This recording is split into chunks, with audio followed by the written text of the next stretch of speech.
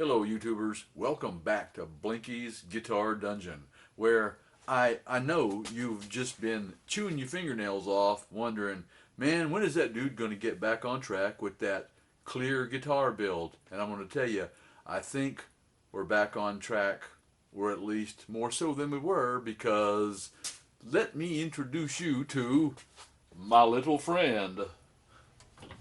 And this is, and first thing, I'm amazed that Gibson lets them just use the headstock like that, although it's by Gibson. It's a cheap thing. I think that you could buy at record stores and places like that. You know, big box electronic stores, called a Maestro. And even though in the neck actually, although man, I really don't like the profile of it that much. It's not that horrible. Um, and it's that shape is just begging me to do something unique to it, in terms of a graphic for it. And it's obviously it's a really cheap version of a Les Paul Jr.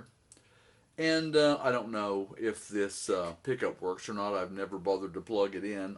Truthfully, the intonation on it is so far out that between the fact that I don't really care much for the way the fretboard is right now, or the way the neck is right now, and the fact that there's no way I can intonate it, because you see how far that bridge is cranked forward. Those pins are, from the looks of it, they're bent. And whatever this is, I mean, when you get it up high enough to, I don't know, it's just it's stupid the way this thing is done. But I don't need it. I don't need the bridge. I don't need any of that stuff. Or I may use it, but it's most likely that I won't. I have no idea what this body is, although I'm considering just peeling some of the finish off of it just to see what's under there.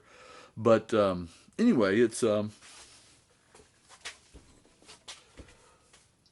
is a decent enough donor neck for the Perspex, for the clear guitar build, and also the neck pocket, which this time I'm going to slice this body up and use it as the as part of the meat inside the Perspex thing.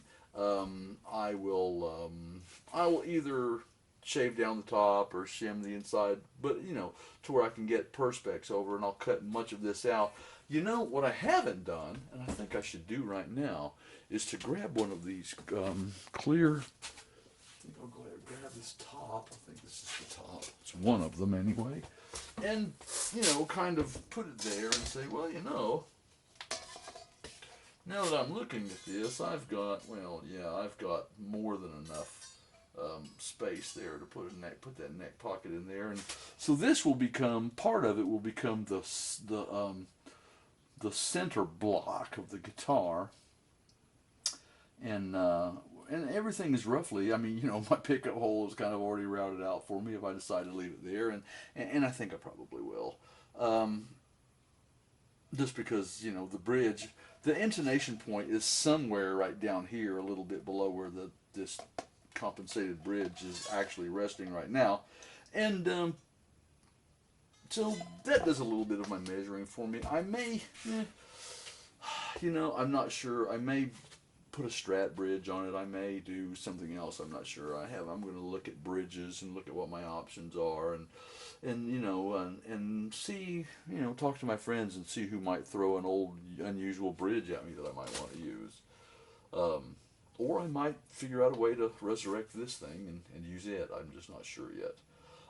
But in any case. And this would be more, Dan Electro-ish, I suppose, if I did it that way. Ooh, maybe I could make a rosewood. Never mind. I won't figure it out right here in front of you. I'll think about it, and then I'll tell you later what I came up with. But rosewood may be involved there. I'm not sure, or mahogany. But in any case, maple neck, which I think is kind of cool. It's you know, unusual to see a maple neck with a the Gibson headstock shape to it. But in any case, and of course, yeah, it's a bolt-on, but it's not. It's one of the reasons we love it. And so this, I think, is going to be our our core. In fact, I know it's going to be our core because I've already paid the $39 for it, so we're definitely keeping it now. Um, in a way, I almost hate to saw it up because well, it's yeah, it's junk and it's a $39 knack. And to tell you the truth, I've never even bothered to plug it in because it won't you can't tune it. I mean, it's just you can get sort of close, but yeah, you can't really do it. Um, and but anyway, I've just thought I'd throw a little video at you and let you know that I had found a donor body for the or found a donor neck and some junk parts in there for the for the clear guitar build. And of course, that's the one that's going to have a driver of some sort in it. And then this, I've not gotten any further on this. I did get a flap disc, but I've not really had an opportunity to pull out the angle grinder and switch it over and practice with it a little bit. And I still have that crazy looking um, Les Paul shaped mold that I had made to bend those perspex sides around them. Had I been able to make that work. Well, actually, what I tried to bend perspex sides on it, and then I tried to make leather micarta on it, and all of those attempts failed. So I'm not in love with the mold. It's been kind of bad luck anyway. So that's what I'm gonna take the angle grinder to first time to try and just see what I'm doing. And actually, I'm not really worried about. I'm not trying to do a front carve like a Gibson so much. What I'm really interested in doing to it is putting a belly carve in it and making it more comfortable to wear from the back. The only stuff up front I would really consider about is rounding it off for my arm because it is a bit chunky under my forearm. Um, or at least so far when I've tried to hold it like it is, it's basically the complaint that I've always had about the traditional, old school heavy Les Pauls was that they didn't really feel that good on the underside of your arm or in your ribs, and I'm going to try to cure that um, in a unique way. What I'm wanting to do with it is to kind of carve on it like you'd carve on a Strat, but in a way that complements the Les Paul style body just a little bit better. They kind of did that on my Nighthawk, and I'm kind of looking at that as a place to start in terms of how I design the carves on this guitar. But in any case, that was that was pretty much all I wanted to tell you. Just give you an update on that, and and the flute thing. You know, this flute blank thing isn't working as well as I hoped it would. And without going into any detail, I'll just say this.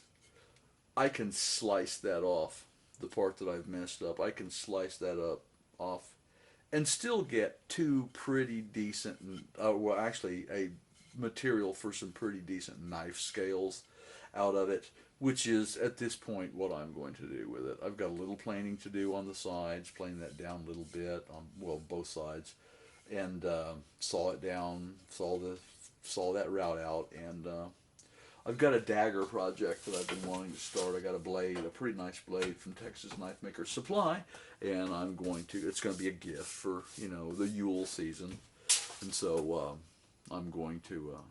I may or may not show you that. This isn't really. I don't know if you guys care much about little knife making, and it's not really.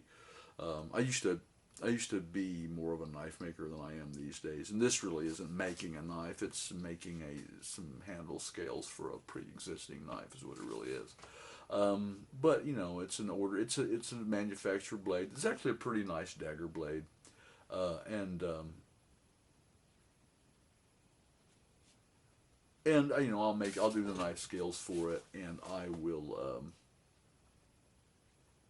and probably do the leather for it as well. So I may do that on camera, or at least show you, what I'm doing in terms of the leather and all that stuff. But in any case, ladies and gentlemen, that's all I have for you. So, as always, be well, and live life. Be happy. Bye.